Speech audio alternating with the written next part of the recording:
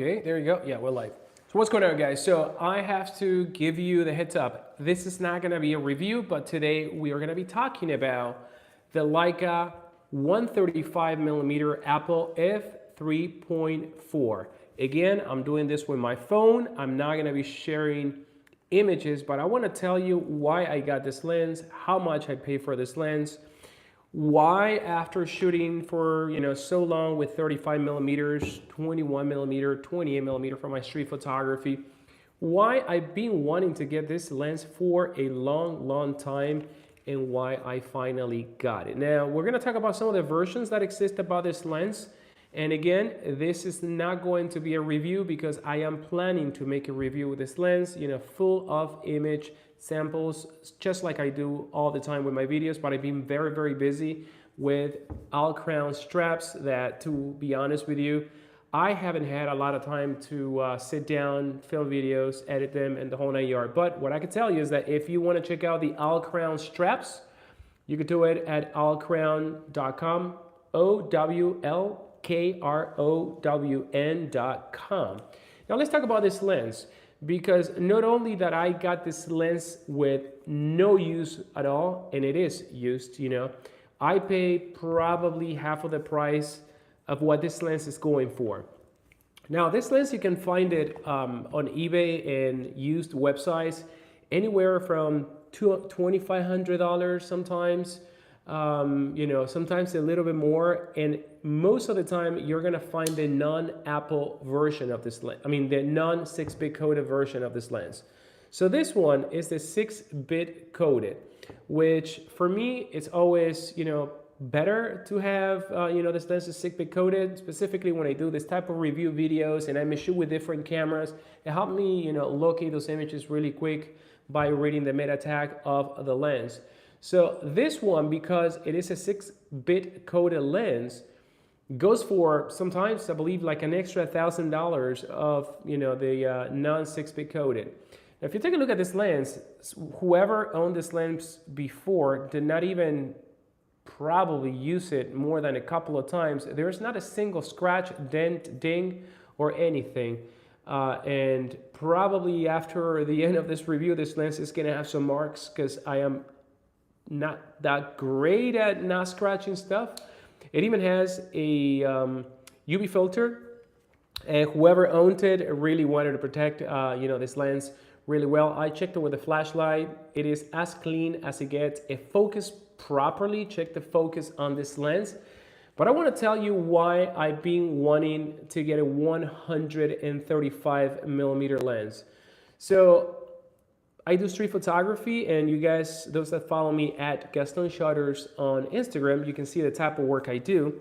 Most of the times, in 99% of the images that I take, this is the lens that I use for the past year and so, which is the 35 millimeter APO, which I'm still due to make a review. I started filming it, and I always have something coming in front of me. But there is a review about this lens, and in that review I'll talk about why the APO is probably, in my opinion, one of the best Leica lenses in terms of technology and what this lens offers. But this is what I used to shoot most of the time. And today I had my Leica M11D, the one that doesn't have the screen. The APO was here, and I was shooting portraits, so I had my Visiflex, right? Because I don't have, I use the Visiflex to go beyond the 0.7 limitation of the rangefinder. So when I travel, 90% of the time, this is the only thing I bring. I bring this lens, and most of the time it's my Leica M11 Monochrom, and I may bring the Leica Q3 28 millimeters as the backup, or as just to have another camera in case something happened, right? So, but for the most part, 35 is where I'm at when I travel and I do my street photography. And today I was rocking this strap, once again, this is a Slacker by All Crown, short. It's about 32 inches. This is where I like to hang my camera when I'm on the street. So I was actually reminiscing my trip from Switzerland. I think it was from a couple of years ago. And at that time, I actually brought my Sony A7 IV, I believe it was, with my 70 to 200 millimeters f2.8, like the gigantic lens, and I've made some reels, me doing street photography with that gigantic lens. So not too long ago, I was going through the picture and I'm like, oh my God, damn, those pictures at 150, 135, those were the shots that I'm like, wow, I love those. And then I'm like, well, I remember the Leica has a 135 and I got in the rabbit hole. I actually went to the Leica store here in Miami. I believe at that time, they actually let me borrow the lens. And, you know, I wasn't so sure. And I was like, 135, it's not, yes, I did that once. But then I started shooting with my Sony. And again, with my 70 to 200, again, I took it here down in Miami. And I'm like, man, a lot of those images that I like, are shot with telephoto lenses. So I'm like, you know what? I'm gonna see if I could score a deal on a lens. And I believe when I checked, they didn't have this on Leica Miami. So I started going on eBay. And then I find this guy selling this lens 6-bit coated for $19.95. It's $1,995. Now, that is the price that most of the time you are gonna find this lens non-bit coated and beat up. Because this lens, the non-bit coated version, and I don't know very much about what else has changed from the 6-bit versus the non-6-bit. I think it's the same, probably, yeah. It is the same aperture and same optical formula. Anyone can correct me if I'm wrong here. Please feel free. But, I figured it out, wow. And this lens was up for a bid. So I bid the minimum bid, which was $19.95, and I won the lens. So then I started looking for this lens. In some websites, this lens, because it's 6-bit coated, and it came with everything. It came with a cap, came with the leather case, the original Leica cap, $4,500, So I'm like, well, worst case scenario, I could probably sell it. And I gotta say that, like I mentioned before, I've been shooting with this lens, and I'm gonna do a review of this lens because this lens does deserve some love. I don't hear a lot of Leica M shooters talking about this lens anymore. And this lens also has some challenges that I'll talk on my review. But wow, man, the images coming out of this lens are amazing. And I was afraid that it was gonna be a little bit hard to focus with this lens, but I just find that it's not hard at all. I mean, pretty much all the images that I shoot with this lens are in focus. Once again, this lens has an aperture of f3.4. Let's actually show you that, f3.4, which is plenty for this lens. It's not a lens that I'm gonna use at night, although I can. For street photography, most likely this lens is gonna be dialed in at f11. So don't care much about that, but I think it's gonna be a great focal length for portraits. And that's what I haven't tried this lens, and I like the 135 Sony G Master for portrait. I use that lens a lot, and I think the bokeh was the f1.8, G Master f1.8 135 was too much. It's just the shallow depth of field of f1.8 at 135. It's just too much and too much compression. And I think 3.4 would actually do a very nice job. So I am taking this lens because I wanted to complete my Trinity of lenses, and I'll show you some of the lenses that are composed by Trinity, and it's a very it's not linear or incremental like a lot of photographers like to call their Trinity. So I'll talk about that in just a moment. But I've been doing something that I do all the time. When I travel, go to a new city or place, I like to get in a car or an Uber and tell the guy, hey, take me around the city. And I just started doing, street photography from a car with my 70 to 200 G Master. So I figure if there's something that can give me, kind of like similar performance. Of course, we don't have in-body image stabilization, but I could always use my Leica SL3 with the adapter, and I think the setup would look really good for shooting from a car with a lens manually, of course. But at 500, even 1,000 shutter speed during broad daylight at f3.4, we're not gonna have a problem with this lens. So if I'm gonna be traveling, or when I travel, most of the time, this is the only one lens that I bring. Like I mentioned before, I may bring a secondary camera just for backup. But now I wanna show you my Trinity, because I think this is gonna be my Trinity of lenses that, you know, that I'll be rocking when I want to bring more than one lens, because I don't like to bring a lot of lenses anymore. But for example, New York, I got to bring the 21mm Super-Elmar lens. Several reasons why I like this lens. Well, number one is small. It is small, it's not too heavy, you know, and you see it right here with the hood. If we remove the hood, the lens is kind of like a Summicron, you know, just very, very small, like a 35 Summicron. So I'm kind of used to the type of lenses, size, form, you know, form factor. And this lens renders like a charm. Love the distortion of the 21. It is a nice distortion. It's not a barrel distortion. It's more of a, you know, tunnel distortion. This lens is just freaking amazing. I shot at the Oculus with this lens, and some of the pictures that you may see on my Instagram of the Oculus were shot with this. And the first time were shot with the Voigtlander, the same 21 f3.4 or f3.5, I believe it is, which is actually smaller and also super sharp. Love it. So, you know, if I'm going to be going to a place where there's going to be a lot of nice architecture like Switzerland, Europe, I mean, I got to bring the 21mm because I like the distortion. I think that 16, 18 is a little bit too much, you know, of context. The image, I don't know, 21 is kind of like where I stand for my, you know, architectural photography. Let's say, I mean, most of the time it's environmental and not necessarily, you know, showcasing the architecture. But yeah, I think it's a fair level between how much this lens is stored and how much context you get with the subject you're trying to shoot. And again, I like to be close to the action, so that's also have something that comes to play. So 21mm Super-Elmar is this lens. I know that this video is going to talk about this lens, so we are going to get there. And I'm going to be reading some of the messages from John in just a moment.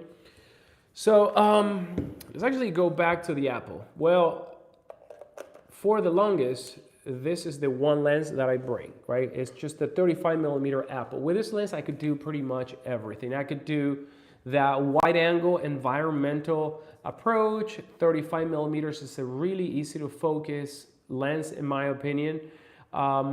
It's a very sharp lens, probably the sharpest Leica lens among all Leica lenses, including Q lenses and SL lenses. Although I haven't shot all the SL lenses, I have shot some. But really sharp lens and light. So this one is a no-brainer. And when it comes to portrait, because I do a lot of street portrait photography, because this lens has a minimum focusing distance of 0.3 meters, I don't have to bring a 50mm anymore. So I could actually go anywhere in the world with this lens and I'll be super, super happy with it. But like I mentioned before, there are times that you are a tourist or that you are a guest at a different city and you are way too far from the action. And a 35mm or a 21 may not be the most reasonable, you know, the most reasonable approach. And it had happened to me, you know. But one of the things that I like about this camera is that the 60 megapixel compiled with the uber sharp performance of this lens, I could crop into the smallest detail far away, and you wouldn't even know that I cropped that image. So that's why, you know, I like this lens a lot. But there are a lot of the times that I wish that I had maybe a 90 and even better, a 135 meter lens. I remember when I was in Paris and I was sitting at a cafe. Everyone told me, hey, don't put your cameras on the table. We had, with my friend Omar Robles, you know, our Leicas on our table. And apparently people steal a lot of cameras there. So, but I had the camera, you know, having a coffee, and there was so many things going on far away from me. And I knew that if I have a 135mm or something even closer, or the 20 or the 70 to 200mm, I was like, ah, man, I wish I had this, because I wanted to capture that in the compression. Well, you know, I think that this lens is gonna fix that. You know, it's gonna fix that itch that I wish. Now I don't have to wish, because now, wow, and yeah, and we have the frame lines here. So this lens is gonna see a lot of travel. Yep.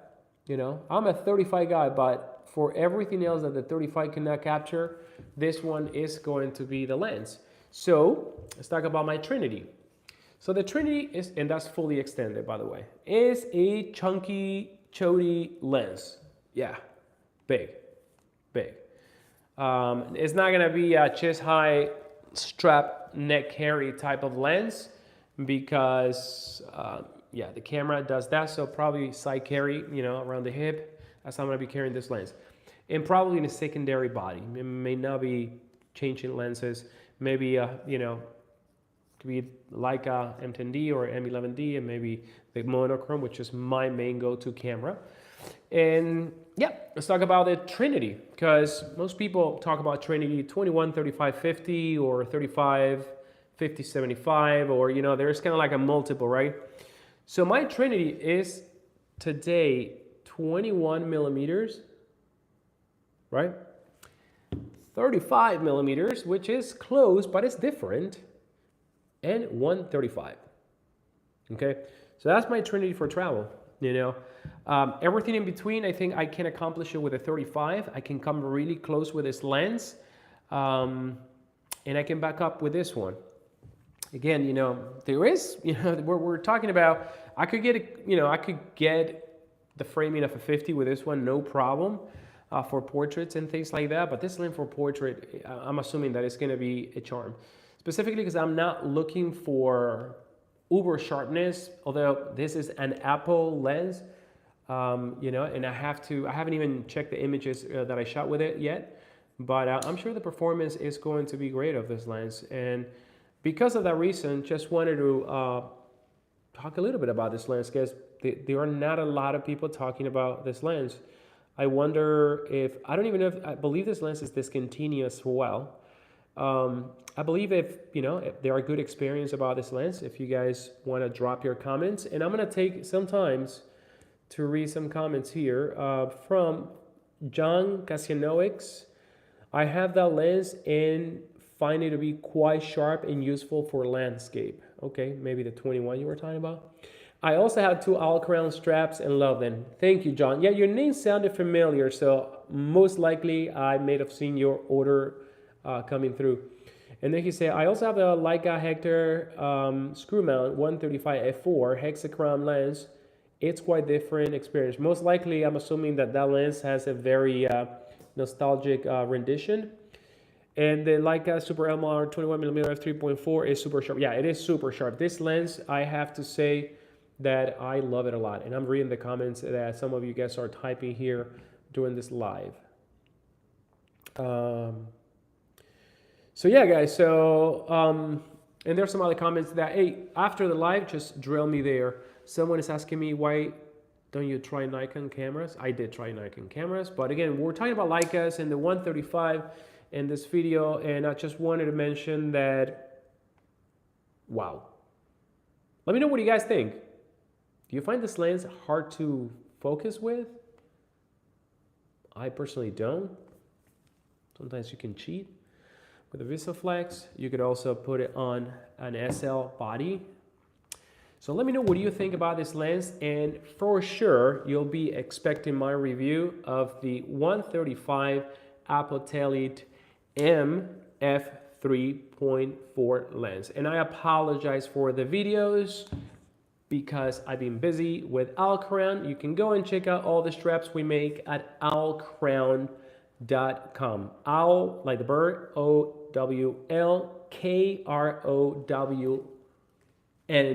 Crown, like a crown but with a K. There you go, you get it. All right, guys, see you soon. Goodbye.